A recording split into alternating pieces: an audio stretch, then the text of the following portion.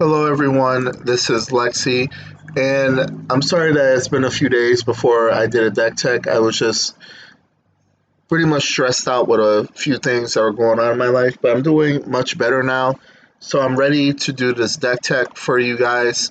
So today we're going to be looking at Purphoros, God of the Forge, and it's a very straightforward deck. Purphoros is a 4 mana indestructible god that says as long as its devotion to red is less than 5, it isn't a creature. And then whenever another creature enters the battlefield under our control, it deals 2 damage to each opponent. So the general strategy of this deck is we're going to play a lot of creatures that make tokens when they attack. We're going to play a lot of spells that make tokens like sorceries or instants that will make goblin tokens for us so we can drain our opponents every time a creature ETBs. So let's take a quick look at the creature package. We're running Anax just simply because its power is equal to its devotion to red. And then whenever it or another creature control dies, non-token, you create a 1/1 Satyr creature token that this creature cannot block. And if the creature had power 4 or greater, you make 2 tokens. So if Anax is a 4/3, then it's going to make 2 1/1s instead of just 1. Uh, the Battlecry Goblin, when it attacks, if you attacked with creatures with power 6 or greater, this combat, you create a Goblin that's tapped and attacking. Then we have the Beetleback Sheep, that when it ETBs, it makes Goblins, and so on and so forth. Like, for example, Krenko can generate us a ton of goblins, and if Krenko remains on the battlefield, we can continually tap this every turn, every single turn on our turn, and just keep generating more and more goblins, which will then in turn trigger Purphoros and drain our opponents. We play cards like Solfim and Torbrand to increase red damage sources. While Solfim is non-combat, Torbrand is any red source. It also deals +2. So let's think about it. So let's say we trigger Purphoros, we're dealing 2 damage. Then this is going to do another 2 damage. So every time a creature would ETB with these 2 cards together, it will do 4 damage every time a creature enters the battlefield. Then we play cards like Squee and Young Pyromancer and Woody Roastmaster to drain our opponents, while Young Pyromancer makes its tokens.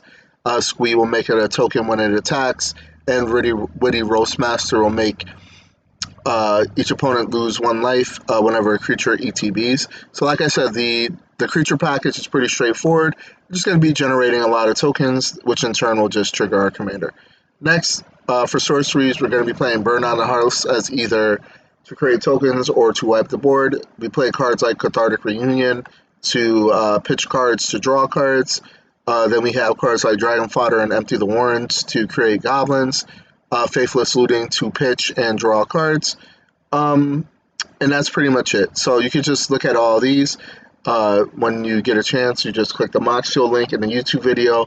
You can hover over the cards and see what they do. And then for instance, it's pretty simple. We play cards like Seething Song to allow us to ramp into heavier spells. And then we play cards like Big Score and Unexpected Windfall to pitch a card, draw 2 cards, and make 2 treasures, which is excellent. So we can get rid of a land or get rid of some other card we don't really need or want at that time. And then we're going to generate a bunch of card draw and treasures.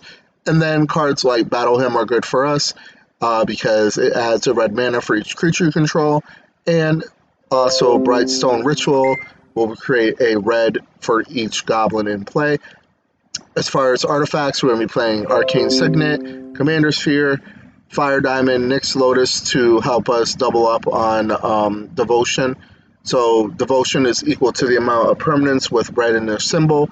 So if we have 5, let's say our Devotion is 5, we tap this, choose a color, we add 5 mana. Panharmonicon just to trigger our commander, an additional time. Skull Clamp to draw, and Soul Ring for ramp.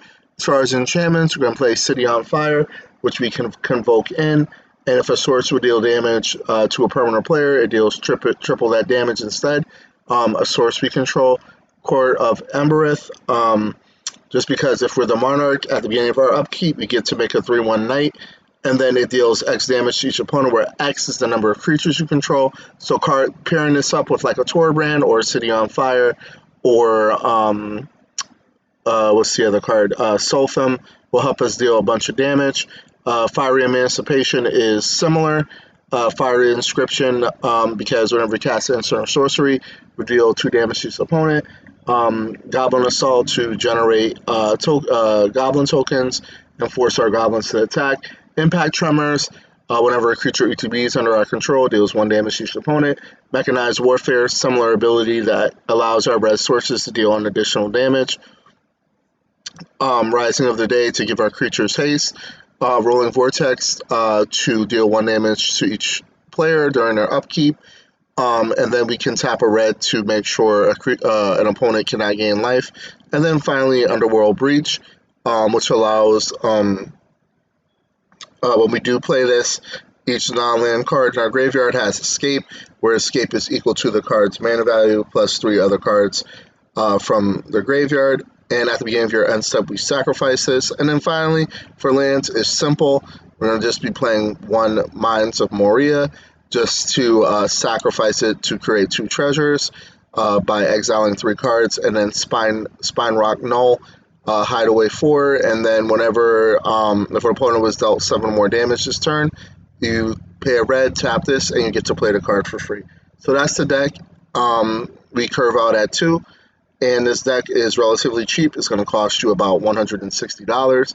So this video will be up on YouTube shortly. If you liked the video, please subscribe, and I'll catch you later.